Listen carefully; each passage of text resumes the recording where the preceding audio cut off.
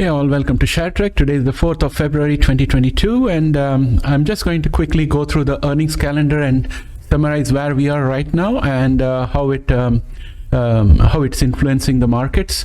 And after that, we can look at some of the CRISPR industry news, and then we can just go ahead and do our technical analysis.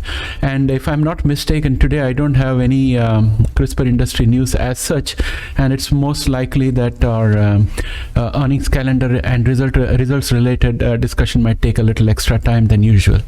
So let's get started. We had seen Google, AMD, and UPS do excellent reports on Tuesday, and then on Wednesday we had Cognizant give an expected report, but nothing earth-shattering.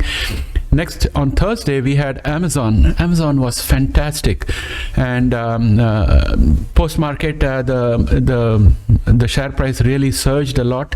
I think it went up almost 14% and then came down.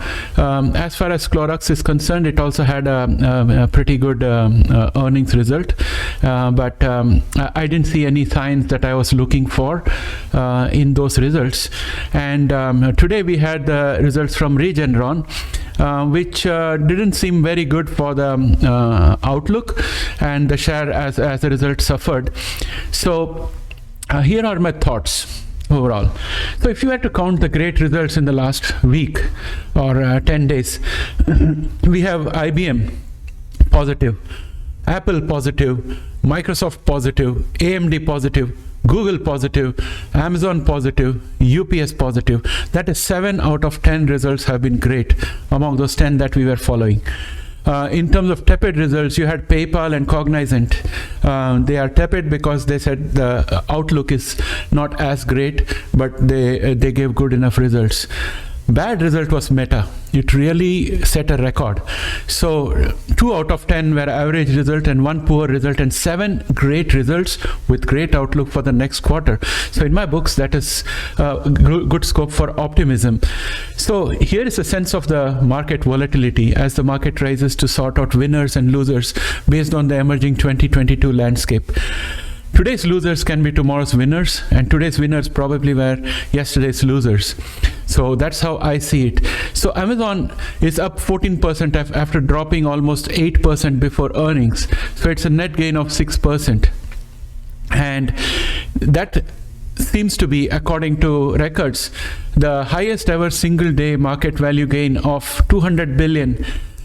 So that is assuming if we can hold the gains until the end of market today. And Facebook has another record, which was a 250 billion post-results drop, a single drop. So these are two extremes happening almost simultaneously, one behind the other. So the magnitude of volatility where the market rewards winners and penalizes losers in the process of determining the new market leaders in the 2022 landscape is very apparent in just this microcosm of some 10 results that we have seen. So if we look at Amazon, the cloud revenue was the biggest driver, and that makes me also reinforce my bullishness on Microsoft, Oracle, and Google, because all of them are competing in the cloud space. The AWS revenue for Amazon, the cloud component, was 17.8 billion, which was just slightly high above the expectations of the street. And they also made a big profit from the Rivian launch when Rivian got through an IPO. They are already getting 17% increase in the Prime membership rates. So that's what they have declared. So this will increase the top line revenue by 17% without increasing any cost for them. So that's going to straight away go down to the bottom line and help them to invest more in the streaming service, as well as give the bottom line for the shareholders. So revenue guidance, though positive, is still less than the analyst expectation. However, the way the market has rewarded Amazon, it makes me question, in light of the stock split from Google, could there be a stock split in the horizon for Amazon? Maybe that is something that one should think about, because typically when a share price goes to as high as 2,700 or 3,000, generally it goes out of the reach of the retail investor, and the options and other activities that can be done, everything is in a lot of 100. So if you want to do any options trade, trading or to do any calls or puts on Amazon, you would need 100 shares, and that kind of money is not available with the general retail investor. So it makes sense to have a stock split, but we will see, because that could also be another reason why the share price has gone up, in my opinion. This is just my opinion. I don't have any facts to back it up other than my experience in the past with whatever I have seen with the shares. Clorox said that it had a profit of 56 cents per share. Earning adjusted for non-recurring costs came to 66 cents per share. So the result missed Wall Street expectations for earnings of 78 cents per share.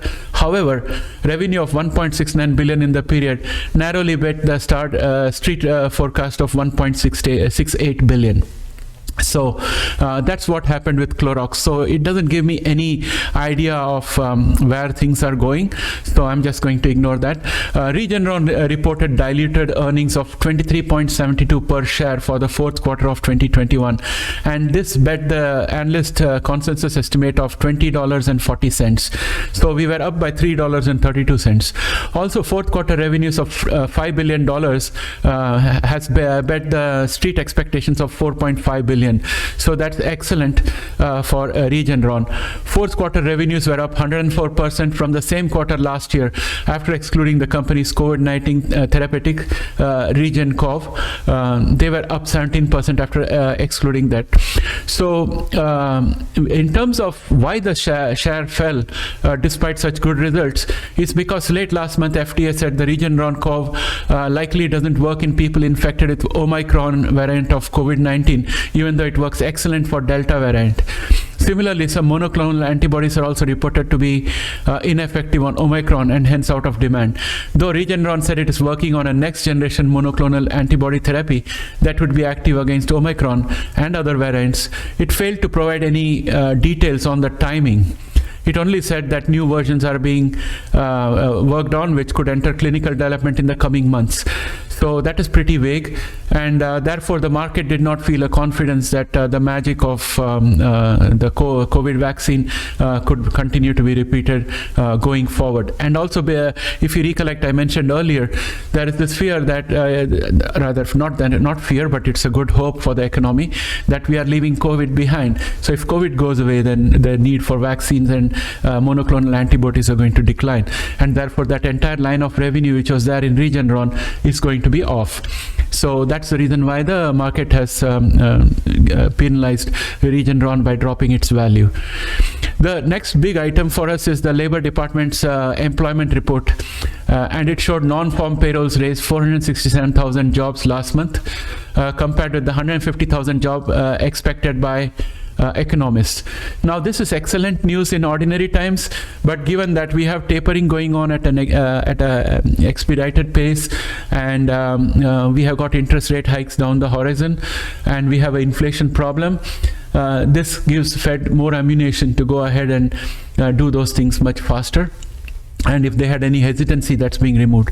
So that's my my outlook.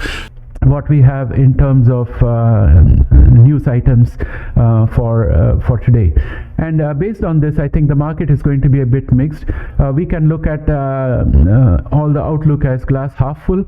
If you look at all the 7 companies that have done excellent results and also have forecast excellent quarter ahead, or we could say the glass is half full by focusing on PayPal, Starbucks, and Facebook and Regeneron. So it depends on which camp you are, but I think the market is likely to be mixed because we have got both bulls and bears in the market. We have got pessimists and optimists. So having said that, I would like to then shift over to our analysis of the market. Now we have to look at the VIX first. So I'm going to move out of the Amazon chart, go into VXN. And here we have the VXN, and again I'm on a long-term chart, and we have these candles which are all one-day candles. So we had an initial spurt in the morning on the VIX, and now we have subsided a bit, and we are being constrained valiantly by the 9-day exponential moving average, which is this curved white line, which is right on top right now here. So it's at 31.46, and right now the VXN is at 31.56, just 10 cents above. So there is a battle going on out there with the 9-day EMA. and we also have a resistance right below it at 31.07. So we are operating within a very narrow band right now, and hopefully we push down because the MACD is bearish, and so is the RSI on the long-term view. But if I went on to a one-day view of this chart and look at MACD, we can see that the MACD is bullish, but it is trying to go over the signal line and into the bearish side, and our momentum has picked up a bit. So there is a mixed signal out here, but I am optimistic that as the day progresses, the volatility will come down and people will start looking on the positive side. And that can also be seen by the fact that Nasdaq is looking positive, having put on a 0.73% gain, which is 102 points gain over the previous close. And if we look at Nasdaq on a one-day basis, like for the short term, where each of these candles is 1 minute, we are being constrained by the three exponential moving averages, which are the 9-day, 20-day, and 50-day, and only the 100-day exponential moving average has given us any support. And if we go off to the long-term view, we can find that the MACD is bearish, and we have a resistance here which is at 14,227. So that is the story as far as the Nasdaq is concerned. Now let us move on to our biotech shares and take a quick look at what is happening out there. I'm going to sort it as usual to pick up the top winners, and I'm really gratified to see that today we have more greens among the biotech shares as compared to yesterday. Only 5 of our shares are in the red, and most of them are less than 1% in the red, so that's also a slightly positive sign for me. And I'm going to start with Editas, which is the top gainer with 3.43% gain, and this is a daily chart.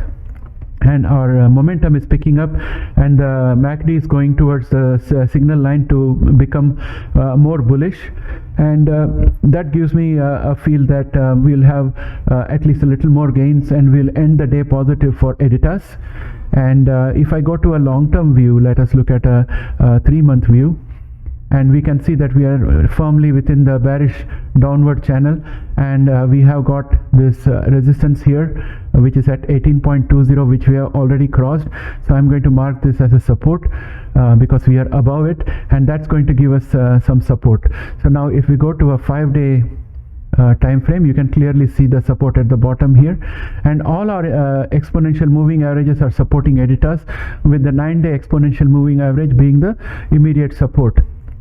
So overall, I would expect Editas to end positive today. Let's look at CRISPR. CRISPR is up 2.70% today. That's $1.63, and we are looking at a 5-day time frame out here, and each of these candles is 5 minutes. And we can see that we have the support of all the exponential moving averages, which is again a good sign, because at the worst point of the crisis we had fallen below all of them, and we had to break through them and come up. As you can see out here, you can see the remnants of that struggle. So MACD is bullish, but it's going a bit flat, and the RSI's momentum is still pretty strong. So overall, I expect CRISPR to retain the gains that it has made today and close positive. Beam is up 2.82%. The MACD is bullish, and the momentum is also picking up, and we have the support from all the 4 exponential moving averages, 9, 20, 50, and 100. So I'm very optimistic that we are going to retain the gains that we have made today. We may not exceed a gain of $1.70, but we will still be green today. Allogene is up 2.74%. As you can see in Allogene, we are being pushed down by the 3 exponential moving averages of 9, 20, and 50 days, and we have a MACD which is bearish, and the RSI is just about picking momentum. So I would expect Allogene to retain its positive, but maybe it will not gain much today. It will have a tough job just negotiating these 3 exponential moving averages given the weakness in the market.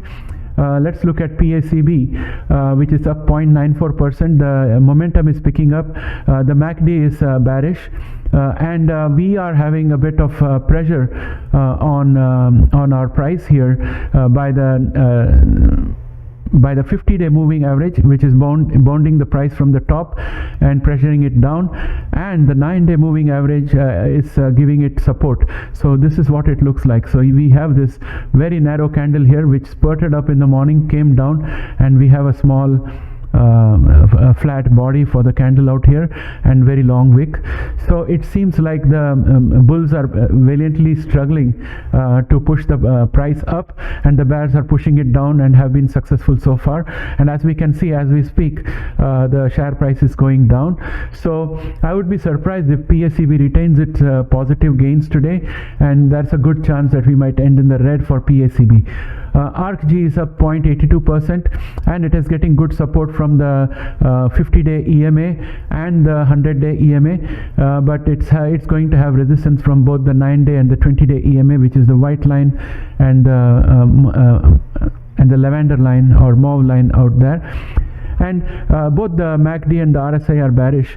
And if I were to go to a long-term view for ARC, we will see that we are above the support line of the bearish channel in which we were traveling for the longest time, and our next resistance is going to be at 48.82, and right now we are at 47.77. So I would be happy if we could end the day with just green or a positive note without getting into the reds. That would be good enough for ARCG for today.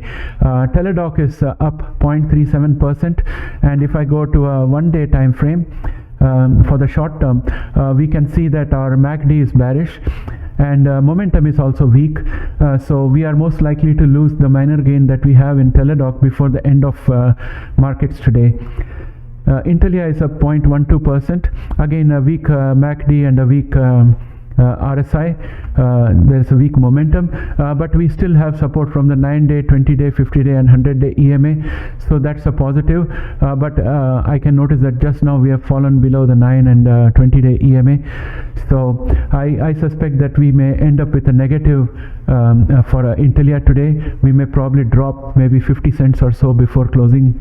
And let's look at Verb, which is down 10 cents. The MACD is bearish and the momentum is slightly picking up, but overall we have resistance from all the four exponential moving average, which shows the weakness of this particular share. So I'm expecting that we might probably have a double-digit negative today. We may probably end up minus 15 cents or minus 10 cents by the end of business. IMTX is down minus 0.11%, but it has got the support from all the four exponential moving averages, and that would help us to stay above. But overall, even though the MACD is bullish, it's tending towards a signal line and the momentum is falling down. So I think that we may possibly end the day with around minus 10 or minus 15 for IMTX. Let's look at NVS. Novartis is down 19 cents. I firmly believe that Novartis should do much better given its fundamentals, but the MACD is flat and so is the RSI. So I don't think we are going to be able to notch much positives today, depending on the market sentiment. But in any event, we are going to stay above 86.13, which is the support that we have. Regeneron is down minus 0.57%, and it is being pushed down by all the four exponential moving averages, and also the MACD is bearish. And the momentum has just about picked up, but it is below neutral, so it's more or less flat. So I don't see much scope for Regeneron, but I would like to reiterate, as I always do, that Regeneron is a pretty strong stock, and as you can see, we are still outside the pennant, and we are going to get support from this this diagonal line, which I'm going to mark into green color to show that it will be a support, and then this also I'm going to mark into green color to show that it will be a support we will be bouncing off. For Regeneron, we can see that Regeneron has lost 0.57%. That's around $3.56. For Regeneron, I think I'm quite bullish on Regeneron. I still consider that we have had a breakout from this bullish pennant, and we should be gaining further. So today we are above our support, which happens to be at 614.51, and we had just been able to briefly pierce through a resistance at 619.54. As you can see, this big wick for the candle on the top, and you can notice that the candle has a wick only on the top. That shows that the bulls have been able to have significant control, even though the bears are trying to push it down. So we are in a pretty good position for Regeneron, and I think Regeneron might possibly erase some of its losses for the day and may probably end the day at negative 2.5 or something like that. That's my gut feel. Vertex is also again on a strong upward momentum, and it has got support at 239.52, and I'm going to go to a 1-day time frame to have a look at the chart, and we will see that the MACD is bearish, and also the RSI is neutral and slightly below. So Vertex doesn't seem to have any positive sentiment for today, so I would expect that Vertex would end the day probably negative $2.15 by the close, because it's also being pushed down by the exponential moving average for 20 days and also for 9 days, the white line and the lavender line, and also for good measure the 50-day EMA is also pushing it down. So with those kind of resistance, it's going to find it difficult, even though we just see a spurt here. We'll have to wait and watch. My feeling based on all the indicators is that it's going to end the day around minus $2. Pfizer is down minus 0.91%, but it has got the support of all the 3 exponential moving averages, and the MACD is bullish but running parallel to the signal line, almost overlapping it, and our momentum is also raising a little bit. So I would be of the opinion that Pfizer would probably end the day maybe negative 10 or something, or maybe positive 15. So somewhere between plus 15 cents and minus 10 cents is where I think it will end the day. Bluebird is down minus 1.82%, and it's being pushed down by all the 4 exponential moving averages. The MACD is bearish, and the RSI sentiment is also bearish. So I think Bluebird might end the day with a negative of 15 cents, and that kind of brings me to the conclusion of today's session. And I'm really delighted that you guys have been able to stay along with me, and thanks for being loyal subscribers. As you can see, I have my new mic, and I'm still working on the audio with this. I'm delighted with this. Next, I'm looking forward to a better camera. And yeah, we will have more special videos coming on the weekend. I'm working on a couple of them right now, and I'm also working on the FDA drug and therapy approval process with Sudhanshu, and we will see how soon we can bring that to you. So thanks once again, and if you're here for the first time, please consider subscribing to this channel, and please mark a like on these videos so that more people can get a chance to discover our channel. And that's about it from me. Have a nice day. Bye for now.